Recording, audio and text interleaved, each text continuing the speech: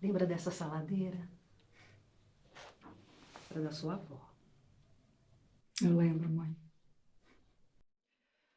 Mãe, o corretor mandou mensagem de novo. Eu preciso mandar a procuração para ele até hoje às 2 horas. Engraçado, o Fausto me disse ontem que o mercado imobiliário de São Paulo está impossível. Vender o apartamento agora seria assinar um atestado de desespero.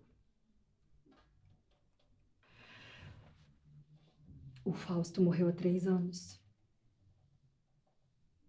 E a gente tá no desespero. Você está no desespero, né, Fernanda?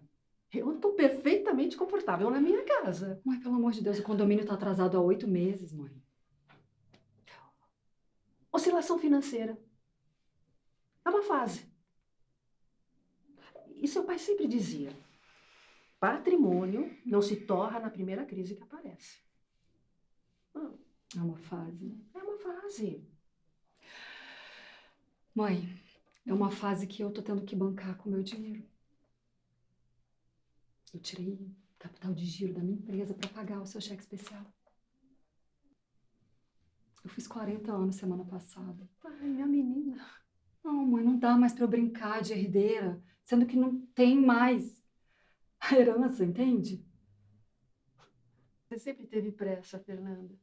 Desde pequenininha. Tinha pressa de crescer, pressa de sair de casa. E agora a pressa de apagar minha história.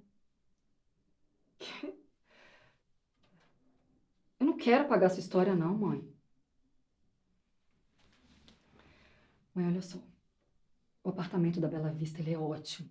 Ele é super bem localizado, ele tem um tamanho menor. A manutenção é muito mais simples do que esse aqui. Não, Deus me livre, eu não quero ir para lá.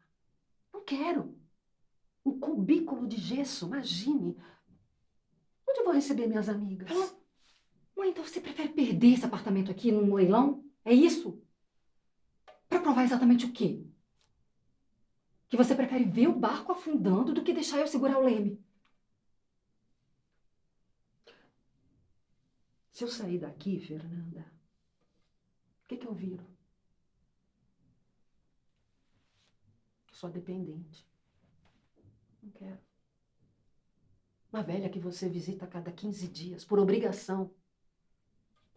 E ainda vou ter que pedir permissão para você para comprar um perfume? Não, eu me recuso. Você é minha mãe. Você sempre vai ser dona da sua vida. Mas para de me culpar como se eu fosse o meu pai, porque eu não tenho as costas dele, mãe. Eu não consigo aguentar esse peso todo.